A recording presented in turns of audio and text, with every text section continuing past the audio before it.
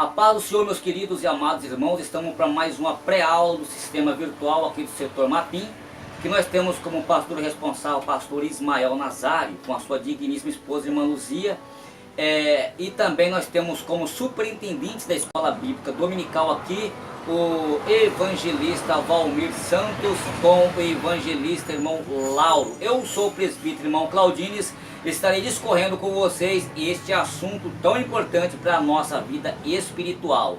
Inclusive nós estamos aqui começando aqui um trimestre novo, que é o quarto trimestre de 2018, ou seja, é o último trimestre de 2018, que é o quarto, e as parábolas de Jesus, as verdades e os princípios divinos para uma vida abundante, tá ok? Estarei discorrendo aqui sobre a lição de número 1, a parábola, uma lição para a vida. Alguns textos estarei citando e alguns estarei simplesmente, às vezes alguns estarei lendo com vocês. Então, você que tem lápis, que tem caneta, o seu papel de anotação, você que é um aluno, um eterno aprendiz, então estarei citando algumas referências, então que você possa fazer as suas anotações e tirar as suas próprias conclusões, tá certo? Muito bem, meus queridos. Então a lição de número 1, uma parábola de uma lição para a vida. A lição de número 2, para ouvir e anunciar a palavra de Deus. Lição de número 3, o crescimento do reino de Deus. Lição de número 4, perseverança na fé. Lição de número 5, amando e resgatando a pessoa desgarrada. A lição de número 6, a sinceridade e o arrependimento diante de Deus. A lição de número 7, perdoamos porque fomos perdoados. Lição de número 8, encontramos o nosso próximo. Lição de número 9, o perigo da indiferença espiritual. Lição de número 10, precisamos de vigilância espiritual. Lição de número 11, despertemos para a vida do grande rei. Lição de número 12, esperando, mas trabalhando no reino de Deus. E a lição de número 13, a humildade e o amor e o desinteressado. Olha que coisa maravilhosa. São 13 lições para o fechamento de 2018 e vamos mergulhar nesse oceano profundo que é a poderosa palavra de Deus. Meus queridos e amados irmãos, e o interessante, quando nós olhamos aqui para a parte da introdutória da nossa lição, estaremos aqui estudando a partir desse pressuposto as parábolas do Senhor Jesus Cristo. E através dela o Divino Mestre é revelado aos seus grandes mistérios do reino de Deus. Além dos seus aspectos teológicos, as suas parábolas são amorosamente voltadas para a prática, ou seja, que leva-nos a exercitar o verdadeiro cristianismo em nosso mundo de tão atribulado e estressante do cotidiano. Agora, nós podemos observar que de um profundo espírito de reverência e humildade, passemos as parábolas do que o Senhor nos deixou como Filho do Homem. Se colocarmos em prática os seus ensinos, viveremos no âmbito do reino de Deus. A partir de agora, imediatamente, agora de vitória em vitória, haveremos de chegar às bodas do Cordeiro. Não sejamos como muitos dos ouvintes de Jesus. Apesar de clareza e das parábolas, com certeza que ele preferiu, mas jamais conseguiram perceber a chegada do reino anunciado pelos seus santos profetas. E quando nós olhamos aqui para o tópico de número 1, o que é a parábola? E aí nós olhamos aqui, meus queridos, que a parábola, como encontramos nos evangelhos, é um recurso didático largamente utilizado por Jesus a fim de que elucidar as grandes verdades e mistérios do reino de Deus. Vejamos, pois, como podemos defini-las. Primeiro aspecto, a definição é etimológica, originária do vocábulo grego parábole. Ou seja, a referida palavra significa etimologicamente colocar uma coisa do lado da outra. comparação. Não foi exatamente que escreveu Ezequiel ao povo de Israel ao propor-lhe uma parábola. E nós encontramos isso em Ezequiel no capítulo 17 e do verso de número 2. Então nós vemos aqui, nós estamos falando a respeito do que é parábola e algumas suas definições. Falei sobre o primeiro aspecto, mas o segundo aspecto, que é a segunda característica, a definição hermenêutica. Antes de avançarmos nesta definição, vejamos que hermenêutica é a ciência que tem por objetivo de interpretar corretamente a Bíblia. Segundo a hermenêutica, a parábola é uma narrativa alegórica constituída por personagens ou coisas, incidentes e atitudes que através de comparações facilita a compreensão de realizações que se acham além do nosso entendimento. E o interessante, nós vemos como exemplos, obtivemos mostrar aos seus contemporâneos, ou seja, singular e incomparável a morte a morte de Deus para com o pecador. O Senhor Jesus narrou-lhes uma parábola do filho pródigo. De outra forma, como poderiam eles ver a Deus como amoroso, como um pai sempre pronto para receber o seu filho, que caindo em si aquele filho resolve retornar para a casa de paterna, para a casa do seu pai. E aí nós vemos aqui as segundas características. A terceira característica, queridos irmãos, a Bíblia é um livro rico em parábolas. Além das parábolas de Cristo, encontramos também muitas outras parábolas através das Sagradas Escrituras. Isaías, Jeremias, Ezequiel, Oséias usaram como raras e sabedorias, ou seja, um todo são mais de 250 parábolas na Bíblia. Olha que coisa interessante. E quando surpreendentemente nenhuma parábola encontramos no Evangelho de João, pelo outro lado, temperamos-nos com várias figuras de linguagens como usada para ilustrar o ministério de Cristo. E esta foi a visão de João. A serpente levantada por Moisés no deserto, interessante, isso está em João no capítulo 3, do versículo 14 até o verso 17. Quando nós falamos em serpente na Bíblia, está se referindo a quem? O próprio Satanás, na verdade.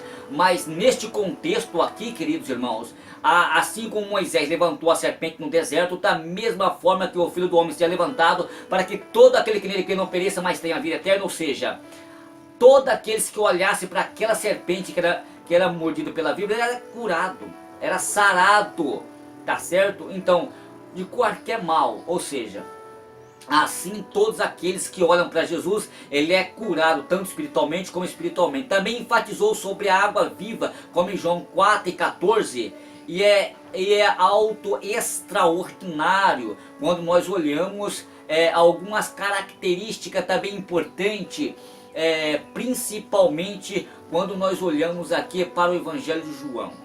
E aí o que acontece? Quando nós olhamos aqui, queridos irmãos, esse aqui é só para nós fechar o tópico número 1. É claro que a gente estarei sempre citando algumas referências bíblicas, não estarei lendo, algumas não. Fica atento para fazer as suas anotações, para fazer as suas próprias conclusões. E nós olhamos aqui para o tópico de número 2 da nossa lição, o contexto social e literário. Então nós vemos aqui alguns objetivos interessantes aqui, alguns objetivos que falam sobre as parábolas de Jesus. E eu gostaria que vocês mergulhassem comigo aqui para nós entendermos juntos a esse contexto. Ou seja, quando olhamos para essa parte tão importante, meus queridos irmãos, alguns objetivos da parábola de Jesus. Ao preferir as suas parábolas, tinha o Senhor Jesus em mente dois objetivos, um didáticos e o outro teológico. Ou seja, o primeiro, objetivo didático.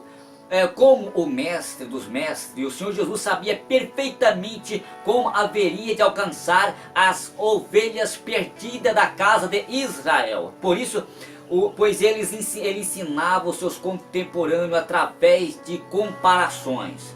Ao falar das coisas terrenas, mostrava também-lhes com toda a clareza as coisas celestiais. Ele sabia ensinar as verdades profundas, utilizava-se de coisas comuns do dia a dia do ser humano.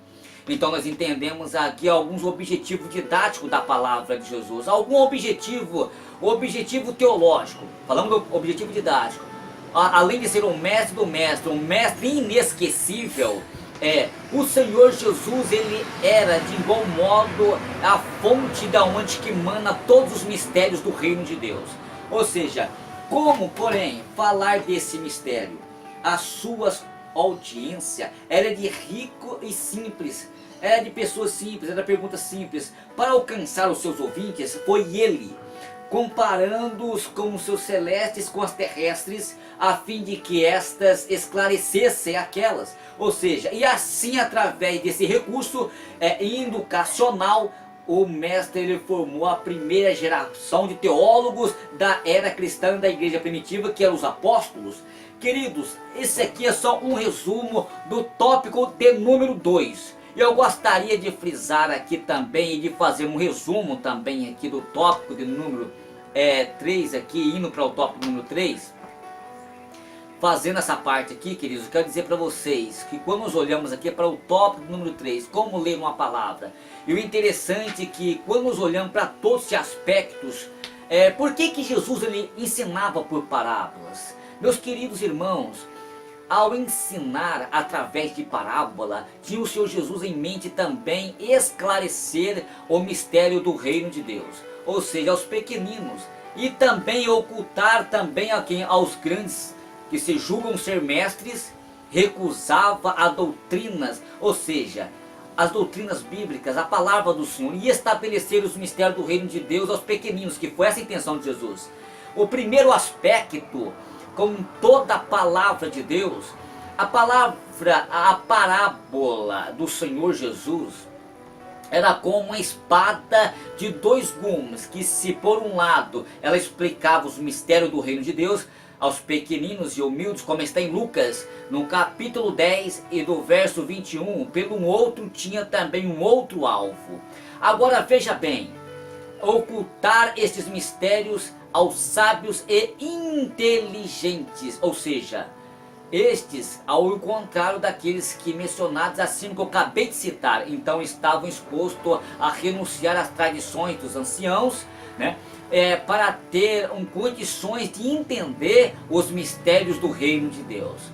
E dessa gente presunçosa, orgulhosas, profetizou Isaías no capítulo 6 e do verso de número 9 até o 10. E por conseguinte, se quisermos aprender os mistérios do reino de Deus, devemos nos prostrar aos pés do divino mestre, e assim de profunda obediência e humildade, e guardar os seus ensinamentos em nosso coração. Ou seja, aqueles que se acham sábios aprenderão o que? Nada. Mas quando nós aprendemos com o mestre, nós temos anseios e somos saciados. Então é importante nós sermos eternos aprendizes. Eu sempre digo, sou eterno aprendiz aqui. E quando nós resumimos aqui, para ir para a nossa parte do número 3, meus queridos, como interpretar as parábolas. É interessante, como que você poderá constatar, não é difícil interpretar as parábolas. Aliás, o próprio Jesus, ele encarregou de interpretar algum aos seus discípulos, como nós olhamos para o livro de Mateus, no capítulo de número 13, e do verso de número 37 e até o verso número 38, até o verso 38. Aqui nós encontramos o Senhor Jesus explicando a parábola do joio, né? Olha que coisa interessante. Mas basta termos em mente a seguinte forma, para que nós possamos entender, os seus significados. Agora veja bem, a primeira característica aqui, buscar as verdades ou verdades que a parábola ela ilustra. A pergunta encontra-se irreverevelmente, né, a respeito deste assunto tão importante.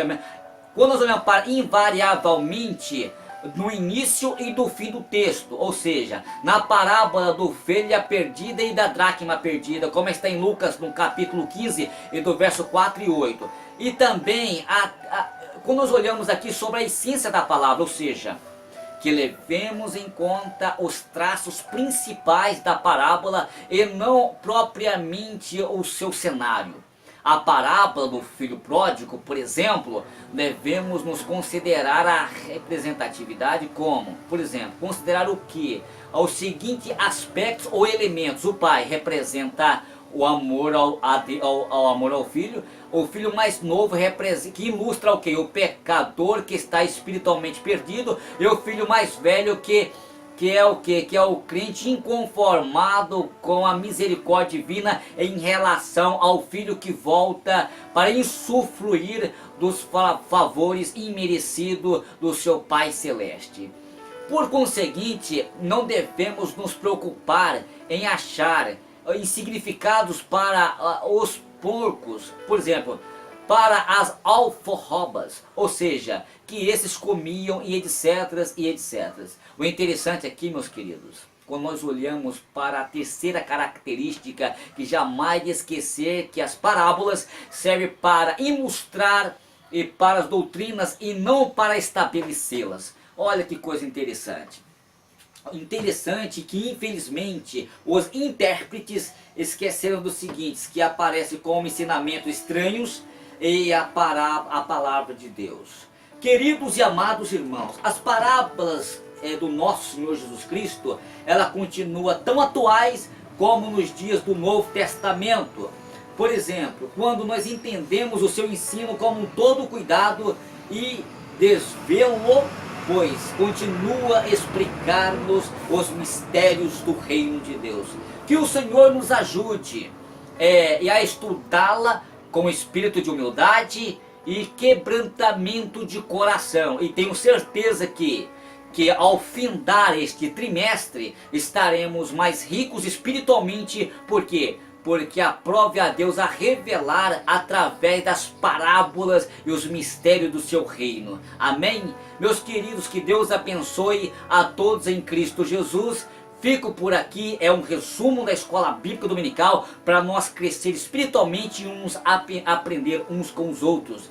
Deus abençoe a todos e vamos ficar para a próxima lição, se Deus nos permitir, que é para ouvir e anunciar a palavra de Deus. Deus abençoe a todos e até a próxima, se Deus nos permitir.